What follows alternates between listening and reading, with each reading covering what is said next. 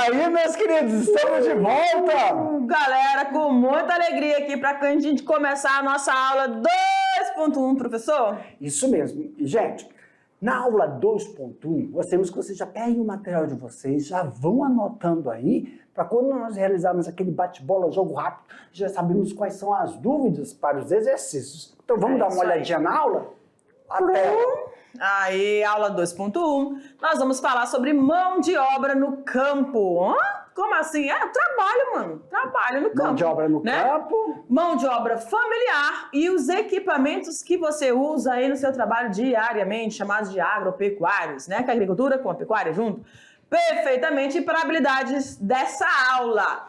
Nós não vamos mais falar as competências. Nós vimos na aula 1 as competências. Para a unidade toda. Para a unidade toda. São duas, a 7 e a 9, lembra? Isso. Pois é. Então, agora, para essa aula 2, a habilidade é a 6, tá? Das ciências da natureza. Propor e testar soluções éticas, estéticas, criativas e inovadoras para problemas reais. Eu amei essa palavra, prof. Problemas reais. The real problem. Isso, The real dia a problem. dia, considerando a aplicação de... Day by day. The real problem day by day. Prof, eu não mando muito não, mas você me deixa... Yes! Não, day. Day, dia. Problem, real, real. Então, the real problem day by day. Alright. Considerando... Eu também não sei não. Se a professora de inglês não disse, você tiver saindo nela, ela vai morrer. vai morrer. Vamos lá, gente. Considerando, então, a aplicação de design de soluções e o uso de tecnologias digitais, programação e o pensamento computacional. Gente, esse tal do pensamento computacional tá bombando. A gente vai chegar aí nas eletivas, nos itinerários. Vamos ver se chega isso aí. Que apoia a construção de protótipos, dispositivos e ou equipamentos com o intuito de melhorar sempre, gente, melhorar sempre a qualidade de vida e os processos produtivos, que é o que nós estamos vendo nas nossas aulas. Perfeito, galera? Então vamos lá. Mão de obra no campo, e aí a gente tem uma pessoa aí trabalhando, solzinho aí, né? Gostoso. E aí ele já está usando, o nosso solzinho de Rondônia é tremendo. Tá? Eu acho que é rúcula, né, prof? Isso. Uma delícia, né, prof? É. Parece. Eu amo rúcula, você gosta? Menino, é rúcula? Agora fiquei na dúvida se é rúcula ou é... É o quê? Quando você... Vermelho. Beterraba. Não. Beterraba? Olha. Não, as folhas da beterraba eu não conheço. Vambora. É rúcula. Mão de obra. Vamos lá, gente. O que é mão de obra? Como a gente está falando da área rural, daquilo que é das atividades que são executadas nas propriedades dos nossos caríssimos, elegantíssimos alunos, né? Os nossos alunos aqui. Vamos lá, eu vou ler, aí a gente vai comentando. Olha só, mão de obra. Aqui, vamos aqui, mão de obra. Mão de obra designa o trabalho empregado geralmente na produção de indústrias, mas também pode ser utilizado para se referir ao trabalho de qualquer empresa. Então, pessoal, mão de obra, tudo aí é mão de obra. Por exemplo, vamos lá, uma pessoa que vai, um datilografista, mão de obra. Tudo é mão de obra. Na padaria tem mão de obra. Limpando a casa. Limpando a casa. O terreno. Outra mão de obra, gente, não é só a atividade física. Sim. Mão de obra também tem a intelectual. Pensar. Sim. Quando você pensa em produzir uma apresentação para o seu professor de biologia pediu, ou de física, realize uma apresentação para a aula tal. Você vai esquematizar mentalmente. Isso é um tipo de mão de obra. Mão de obra intelectual. Não vamos pensar, vamos parar. Pense fora da caixinha. E esse negócio de mão de obra é tudo de exercício físico, manual. Não! E às vezes, né, prof, aquilo que você vai estar executando vai ter um custo financeiro, vai ter uma situação financeira para você de retorno, ou às vezes, não, você está fazendo serviço para você mesmo. Aqui, na NBAZ, nós vamos ver que todo procedimento, antes de todo procedimento, existe uma coisa chamada planejamento. Opa! Então, se você vai planejar como você vai fazer a sua atividade lá no campo. Isso também é uma mão de obra. Mas vamos agora verificar conceitualmente? Aumenta a tela aí para mim, meu diretor. Joga aí então, galera. Então nós temos a mão de obra. O trabalho de mão de obra pode ser dividido em... Mão de obra direta. Calma aí, então deixa eu só... Então tem essa aqui, ó, um exemplo, né, gente? Tem a mão de obra direta... Quando o trabalho é diretamente empregado na fabricação de um bem ou um serviço. Aí a gente tem uma pessoa colhendo ali as uvinhas, né? Um exemplo, época de frutificação. Então, é por época. É um serviço, não é contínuo, é pontual. Colheita do café, época de semear. Então, por exemplo, na agricultura, vamos lá. Serviço. Serviço. Quem produz maracujá?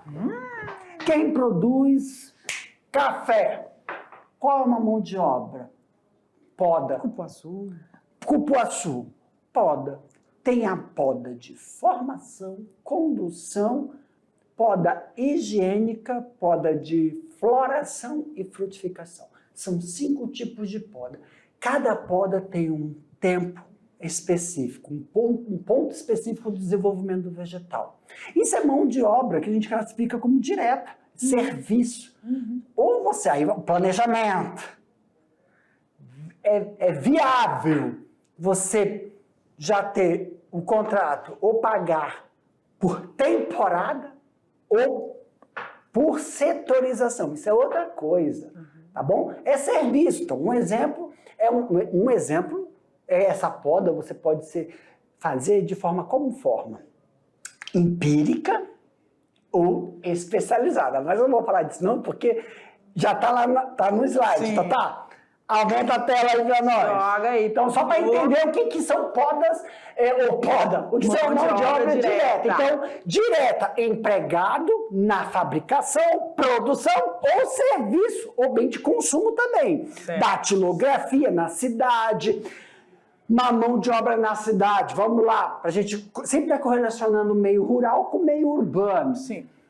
Padeiro, o entregador de pão, entregador de jornal, mão de obra. Sim. Também é a mesma coisa que a gente está falando no campo. A poda, colheita, semear.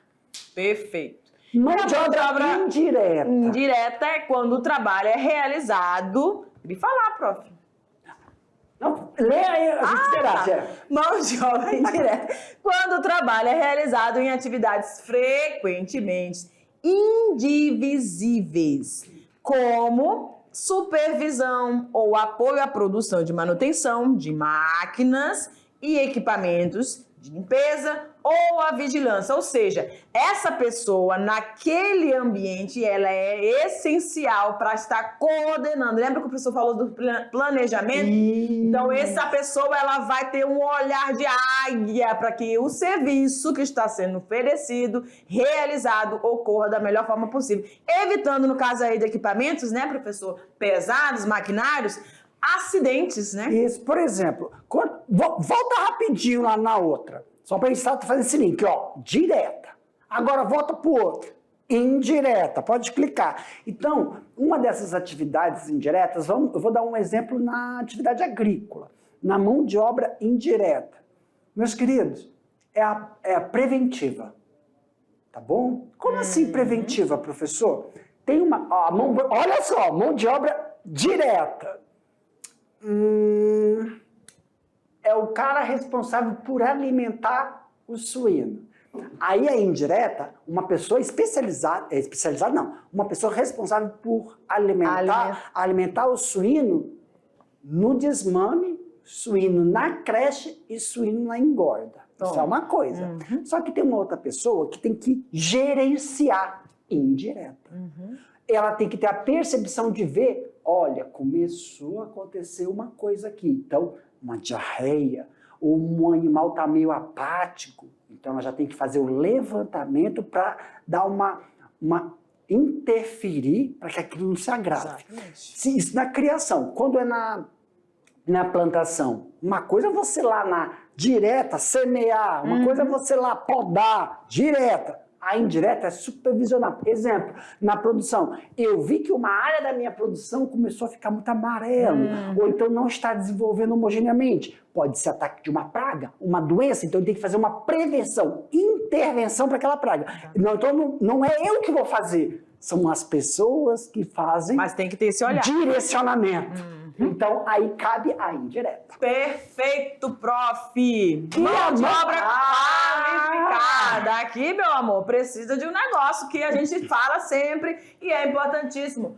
Formações específicas. Vamos ler aqui, então. Quando o trabalhador possui essa formação específica em uma determinada área, garantidas através de cursos técnicos ou de graduação e pós-graduação.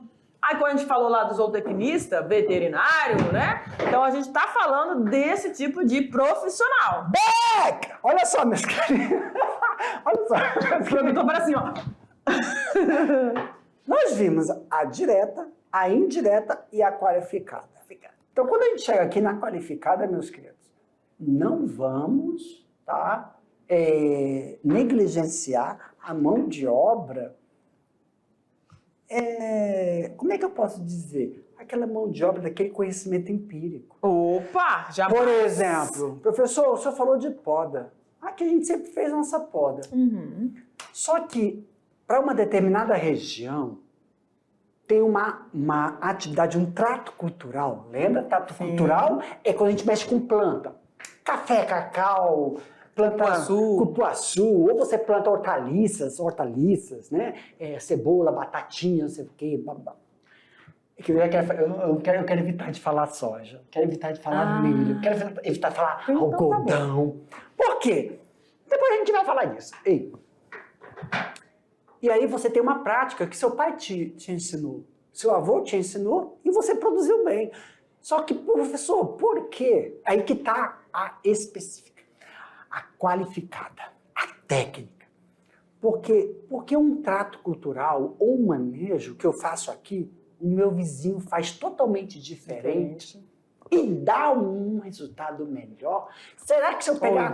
Ou igual. Será que se eu pegar... Não, mas vamos lá, dar o melhor. Tá. Será que se eu pegar aquela técnica e trazer para o meu, vai dar certo? Aí muitas vezes já passou. Não deu. Aí frustrou-se. Aí que está o negócio. É vincular o conhecimento empírico com o conhecimento experimental. Por quê? O que muitas vezes que acontece, Tatá? A pessoa fala assim, cara, eu faço um tipo de prática aqui na minha propriedade. E eu tenho uma produção boa, mas o meu vizinho faz a outra. E dá a produtividade melhor, eu tentei fazer aqui e caiu. Aí, o técnico, né? O que é o especializado, ele vai te trazer uma coisa. Não é que você está fazendo errado. Sabe qual é o negócio? Mesmo em plantação, como na criação, é que tudo que é experimental, exemplo, deu certo numa região, para dar certo na minha, nós temos que fazer certas adequação do modelo. O modelo, por exemplo, a prática, a forma com a qual eu podo, a forma com a qual eu mexo a terra, o manejo da terra, ou a forma com a qual o meu vizinho cria aquela abelha, aquela cabra, aquele suíno, eu não posso fazer idêntico. Por quê? Porque os microambientes da propriedade de Ariquemes, Seringueiras, Itapuã, são diferentes. Apesar da criação ser a mesma, tem que sofrer adaptações. Tem a questão dos níveis, pode ser um nível mais alto, mais baixo, a ventilação vai influenciar. Tem a questão de que dentro da mesma área, galera, você vai ter concentrações de nutrientes diferentes. Então, é muita coisa, muito detalhe que o técnico vai poder te orientar. E a palavra-chave, orientação técnica, para aquele seu manejo, você não pode fazer igual o que está o seu colega. Você tem que fazer adaptações para o seu ambiente, que é diferente. Aí que está o negócio. O animal é o mesmo? A metodologia é a mesma, mas o ambiente não é. Não então é. tem que sofrer adaptações. Exatamente. E aí entra a mão de obra qualificada. Open my diretor! Ele não tá ouvindo. Aumenta, diretor! Oh. E agora a gente vai falar sobre a mão de obra no nosso campinho. Cerca de 4 milhões de pequenas propriedades rurais empregam 80, né? Hoje tá mais um pouquinho aí, né? Tá aumentando bastante da mão de obra do campo e produzem 60, 70% dos alimentos que são consumidos na mesa dos nossos brasileiros diariamente, tá? Então aqui a gente tá falando de pessoas que derramam realmente o suor, tá? São aquelas pessoas que acordam cedo, que têm, né, ou tiveram as instruções, as orientações dos seus familiares e conseguem, a gente quando consegue conversar com esse tipo de pessoas, a gente sai muito enriquecido, né, professor Jefferson? Perfeito. Porque a quantidade de informações empíricas, ou seja, trazidas pelos pais, avós, tataravós e aí por diante vai, né? Isso. Você tem aí muita coisa boa e que é testado hoje pela ciência, né? Ou às vezes desconhece, mas pode ser implementado dentro da questão do conhecimento científico, né? Os desafios da mão de obra no campo. Então, nós temos aí o quantitativo e o qualitativo. O quantitativo, está cada vez mais difícil encontrar cidadãos que aceitam o desafio de trabalhar no campo. E o qualitativo ocorre devido à acelerada evolução tecnológica do agronegócio, que impõe a necessidade de conhecimento cada vez mais especializado. Por que essa questão do impor, né? Ah, tá, beleza, vamos lá. Projeções do Banco Mundial indicavam que em 2020 haveria 3,4 bilhões de habitantes na área rural, em contraste com estimados 3,1 bilhões em 2050, galera! Ou seja, de 40% das pessoas no campo em 2020, será apenas 32% em 2050. Galerinha, pra cá! Então, olha o que nós estamos vendo agora. O que o slide atrás? É aquele negócio, tá tendo êxodo rural? Não, isso já acabou, meus queridos.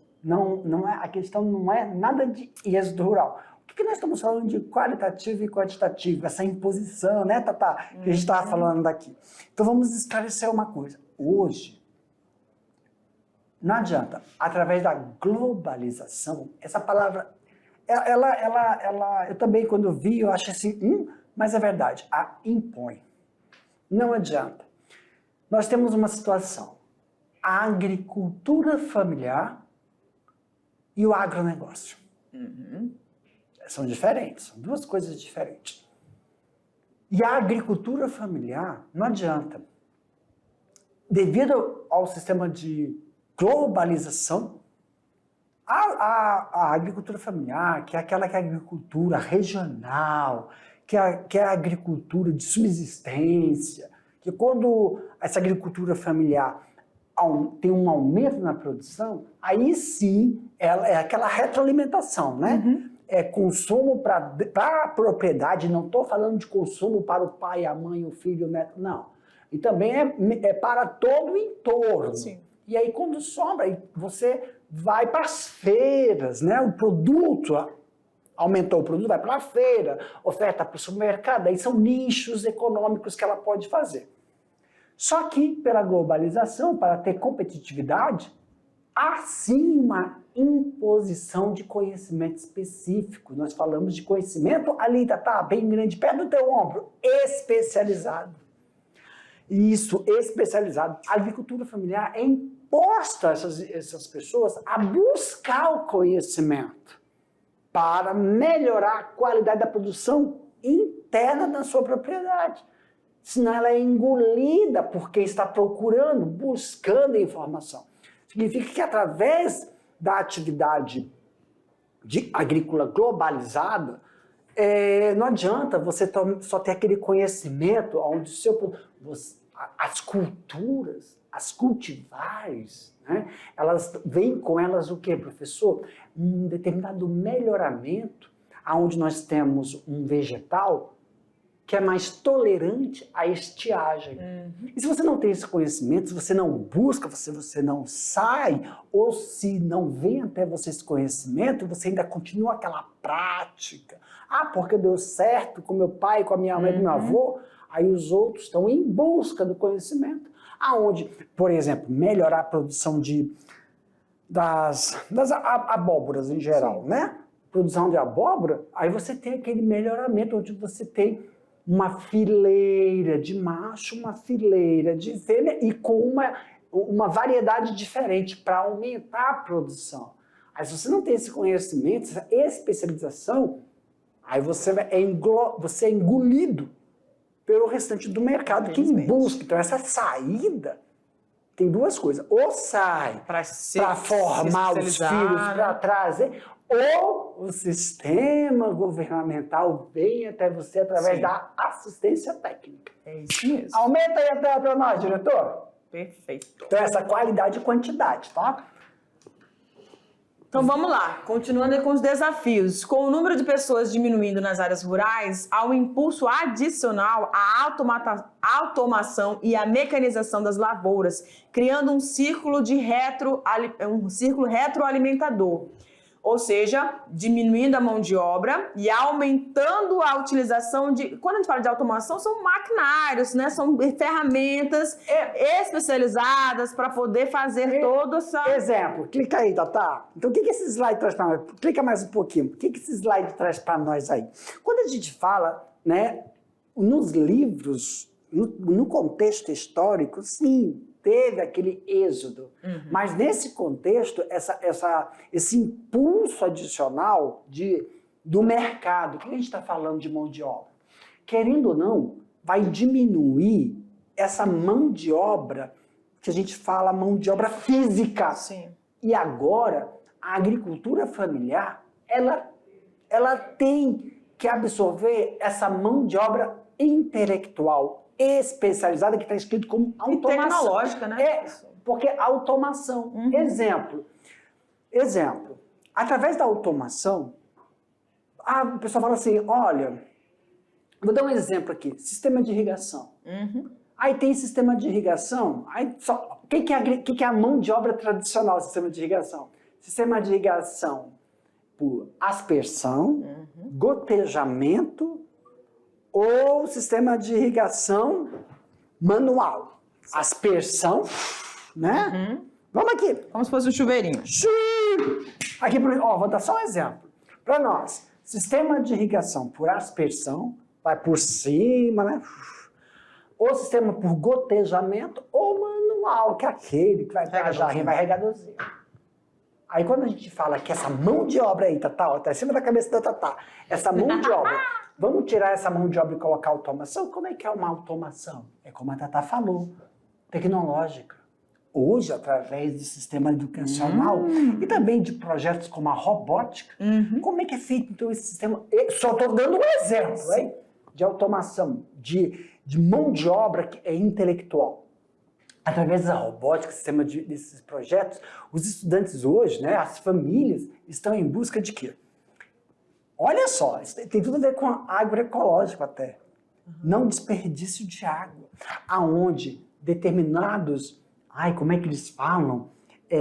Sensores verificam ou no viveiro, ou onde você produz a muda, ou no campo, precisando de água. A umidade do solo. E quando a umidade do solo atinge um valor que já não é crítico, mas é um valor que pode alterar a produtividade daquela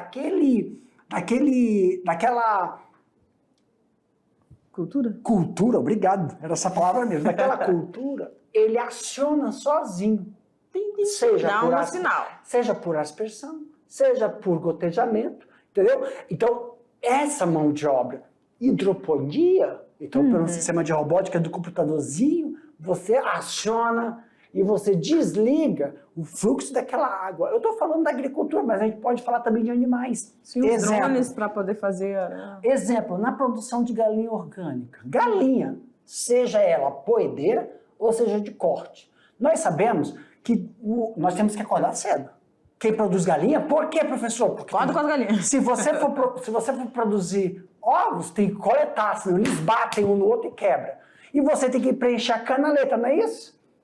Com a automação, você, de noite, tem um negócio, você liga, e quando... Porque galinha come... Facilita, né? Galinha come porque ela acha que de madrugada, 2 da manhã, ligou as luzes, ela acha que já amanheceu. Você bota elas para comer. Automaticamente. E com esses projetos básicos da robótica, que nós vamos ver nesses itinerários, você está dormindo. Qualidade de vida para o produtor rural. Puf! Aí você está dormindo, aciona sozinho, ela come. Sensorzinho. Aí o sensor de coleta de ovos, que aí nós vamos mostrar para vocês, a grade, ela se mexe automaticamente, porque a gente sabe que todo produtor lá já sabe que é um ovo e meio por dia. Eles aprendem já isso, empiricamente, fazer esse cálculo da ração. 1 ovo e meio por dia. Então, a canaleta já aciona sozinha. Essa é a mão de obra automatizada. Essa é a mão de obra tecnológica, que faz com que os filhos saiam, os pais têm que levar seus filhos, ou a educação do campo volta para... Porque se o produtor não absorver essa mão de obra tecnológica, vai ficando para trás, ele sabe qual é o problema? Ele é absorvido por essas pessoas, pela agricultura familiar, que fala, não, nós temos que entender como é que isso funciona. Porque o que nós mostramos na aula de hoje são 3 modelos de mão de obra. E nenhum dos 3 estão errados, mas sim, querendo ou não, pela globalização dentro da agricultura, se você não se adaptar, se você não ter esse conhecimento, e você vê que é necessário você fazer alterações, você é absorvido pelo mercado de quem está fazendo. O meio de 20, 30, 40, 50 anos atrás é totalmente diferente do que a gente está vendo hoje. As mudanças climáticas, a gente tem interferido muito. Por que não você, aluno da mediação tecnológica, por que você não se qualificar? Qual é o problema? É um desafio muito grande. Que isso? Joga para lá. Nas aulas. Nas aulas a gente vai ver isso. Aumenta aí para nós, diretor. Joga aí na tela. Vamos lá, galera. Estão falando sobre isso, né? Muito top, né? Essas pontuações que o professor Jefferson está falando aí, da utilização da robótica dentro dos agrossistemas, dentro da agroeconomia. Eita, tá! Outra coisa que me lembrou também. Sim. Mão de obra, né? Essa mão de obra que a gente tem que desmistificar, que é a mão de obra. O agricultor hoje, a agricultura familiar, não é aquele agricultor com a terra na unha, não. Não. Então, mão de obra financeira. Sim. Na educação financeira, que está sendo preparado, então, o buscar tecnológico como é uma mão de obra, como eu embutir um valor no meu produto. Aí a gente acha que é só pegar e falar assim, um investimento para comprar isso, quanto é que o pessoal acha que é só isso? Eu gastei, quanto é que eu gastei para produzir isso, né? E quanto é que eu preciso, quanto é de valor que eu vou para repor. Lucrar. Mas aí, qual é o problema? A gente cai naquele de, cara, eu vou só ofertar o produto, eu não vou melhorar, eu não vou, o empreendedorismo, aquele negócio, eu vou produzir leite. Por isso dá problema no leite. Porque a gente vê produtores jogando leite, porque o mercado impõe um valor. Aí ele fala, cara, eu não estou mais conseguindo vender. Eu prefiro jogar fora o leite porque é o mercado. É triste. Mas aí o que acontece? Meu querido, se eu não vender o leite, você joga fora porque o mercado está baixando, porque eles impõem isso. Aí vem a educação financeira. Sim. Não querem comprar meu leite cru? Dessa forma? Dessa forma? Ofertar de outro jeito. O que é que eu faço? Doce de leite, faço conserva, eu valorizo isso. Sim. Aí na minha educação financeira eu tenho que saber quanto é que eu gastei, quanto é que é a minha hora de trabalho ali dentro. Sim, sempre incluir você. Isso. Por exemplo assim, doce de leite, mas eu produzo maracujá. Mas para fazer doce de leite com maracujá? Claro. Uau! E aí, significa o que é isso? O leite, aquele produto, como é que chama? Quando a gente tem o leite, depois os derivados, esse produto derivado do leite, por exemplo, caramba, se eu não vender esse leite, vai estragar. Produz queijo. Queijo o quê? Com pimenta, com coisas, como é que chama? Temperados. E aí, ele tem uma durabilidade maior. Tá difícil vender leite? vende o subproduto, porque ele dura mais tempo. Você congela, você tem armazena. E aí você tem que pensar, quanto eu gastei numa matéria-prima, que é o leite, para transformar ele naquele produto, e aí a educação financeira, e aí você tem o quê? O empreendedorismo. Se o mercado não está bom para leite, ele está bom para os derivados. O empreendedor, ele tem que ter essa visão, é um visionário, cara. Ele pensa lá na frente, ele se planeja hoje para agir agora e interferir lá no Exemplo, tá ruim? Eu produzi maracujá, eu produzi o morango. O mercado tá ruim. Vai jogar fora? Não, o que ele faz? Tira a polpa, congela. Na época que o mercado cruza as pernas e fala, quando o mercado pagar aqui mesmo. Faltar ali, a demanda vai. Então, isso que a gente fala de mão de obra, não é só a mão de obra da terra, é a intelectual. Perfect, prof! Uau! Ei! Aqui pra nós, meus queridos! Fique lá, open your eyes, que aqui no nosso itinerário formativo do primeiro ano nós vamos ver todas essas questões. Porque produzir, plantar, criar, vocês já sabem. Agora nós vamos potencializar essas situações, tá bom? Não é, né, esse mundinho de... Não, é abrir os olhos e falar assim, cara, qual é o valor? Como é que eu vou emitir o valor do meu produto final? E você vai falar pro mercado. Tá bom para vender? Não, então não vou vender. Mas como é que eu vou fazer agora para pegar isso aqui que não pode ficar muito tempo? Porque tem uma durabilidade. É o que como é que eu melhoro? Como é que eu conservo da melhor forma possível? Otimizando sempre os nossos produtos. Eita, menina. Abre a tela, meu diretor! Que é coisa para dar para... Vamos lá. A exigência de regras de sustentabilidade para o agronegócio, seja ambiental, social ou econômica, torna necessária, meu amor, maior qualificação de quem aceita o trabalho no campo. A adoção desta mecanização nas lavouras diante do desenvolvimento de novas tecnologias e por que não utilizá-las, gente? Vamos quebrar essas barreiras aí. Promete reduzir custos e aumentar a sua produção. Aí você pode falar assim, professor, peraí, sabe quanto é que custa um troço desse? Uma sementeira, uma colheitadeira? Porque agora essa daí era uma só para mão de obra tradicional. Primeiro mexia na terra, depois colocava adubo, depois vinha semente. Não, um bicho desse faz tudo ao mesmo tempo. Mas como é que eu vou chegar a isso aí, professor? Aí que tá. Aqui nós vamos ver os processos de você desenvolver um cooperativismo, onde os produtores rurais, através da sua cooperativa, têm um valor para a máquina hora. Professor, e por que não esse aluno se procurar essas informações e criar um protótipo? Lembra da criação maker? Gente, galera, aqui nós vamos a gente pode ter várias pessoas. Eu tenho certeza que a mente de alguns aí tá queimando, saindo fumaça. Você tá vendo aí, professor presencial? Tá saindo fumaça porque aonde eu queria, professores. É isso aí, galera. É nessa vibe aí que a gente tem que chegar, nesse aumento dessa produção, nessa qualidade do que você está ofertando, meu amor. Então, o que nós estamos vendo aqui nessa aula, né? A desmistificação do que é mão de obra. Sim. Porque muitas vezes eles acham que mão de obra é o esforço físico. E a palavra imposição é inerente à nossa vontade. Sim. É globalizada. Exato. Não adianta, se não fizer. Se você não vende o produto, você é consumidor dele. E isso é horrível, hein? Gostei dessa, vamos dar outra pra nós. Eu duvido se eu conseguir repetir, vai. Se você não produz, então se você não consome, se você não produz, você é o próprio consumidor. É isso que eu quero dizer. Se você não produz, se você não se qualifica, se você não tem a mão de obra especializada, você vai ficar refém. Ou você produz, ou você é o consumidor. É aquele negócio. Vocês são os produtores. Se você é o produtor, é você que faz. Eu sei. Uma imposição. Com a faca e o queijo na mão. O mercado impõe. O valor é esse. Mas quem decide? Você. Eu sei quanto é que eu gastei para produzir isso aqui.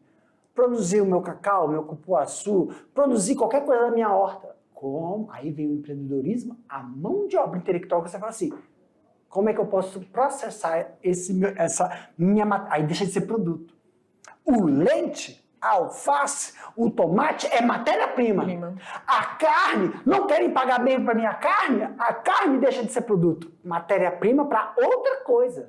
Fazer embutidos, fazer salsicha, linguiça, que vai ter uma durabilidade. E aí tem como você embutir um valor agregado a isso e vender só na hora que você fala, ok, mercado, agora tá pagando o que mereço. Aumenta a tela! Meu amor! Vambora, galera, mão de obra familiar! Chega. Dentro da mão de obra familiar, pessoal, dentro da mão de obra familiar, nós vamos ver todas as etapas. Então, o que é importante aqui nós frisarmos agora? Na mão de obra familiar. Vamos fazer um comparativo aqui, Tatá? Vamos fazer um comparativo sobre o equipamento que é utilizado nessa mão de obra aqui. Falamos que é tradicional, mas tem o equipamento que tem que ser passado, equipamentos que vão sofrer transformações. Então, quais são esses equipamentos? Vamos embora. Eita, que eu pulei, foi tudo, ó. O carrinho de mão. Ideal para transportar pesos, obviamente, proteger sua coluna aí, né, galera? Facilita o deslocamento de cargas que podem ser pesadas ou incômodas. Então você vai, ele tá livre, tranquilo, distribuindo esse peso, né? Opa! Enxada. Enxada. Muito usada na capina, revolver ou cavar a terra, além do movimento de areias, argamassas em construção, porque temos que lembrar, viu, as pessoas esquecem que quem produz também tem a instalação animal. Quando a gente fala de suinocultura, né, tem gente que chama de aviário, né? A granja, desculpa, fala granja.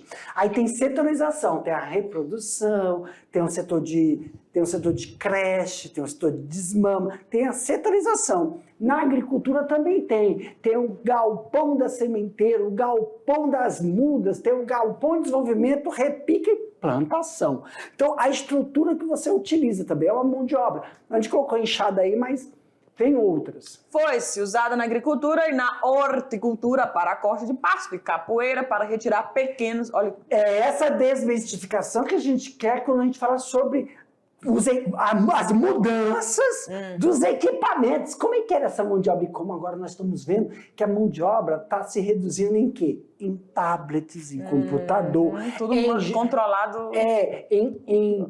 Hoje tem até app, né, esses aplicativos de celular que a gente realiza determinadas atividades agrícolas para a gente fazer esse contraponto, né? 4. Bota de borracha. Isso daqui eu acho que não vai acabar nunca, porque... Não, mas para essas atividades. Mas o contraponto que é bom a gente frisar aqui, que são equipamentos de produção individual, mas não adianta nada quando a gente tem esses equipamentos de produção individual e não sabe utilizar o inseticida, o fungicida, o herbicida de forma correta. Por quê? Porque aí você está pensando somente no indivíduo, esquecendo do meio. De como você vai utilizar. Aqui, pessoal, volta aqui para lá rapidamente. Sempre vamos lembrar uma coisa para vocês. Agroecologia. Então, assim, as atividades da nossa aula, pode passar aí, tá? Nós sempre vamos ter que frisar o que para vocês? São os equipamentos, mas não o equipamento individual, mas o meio.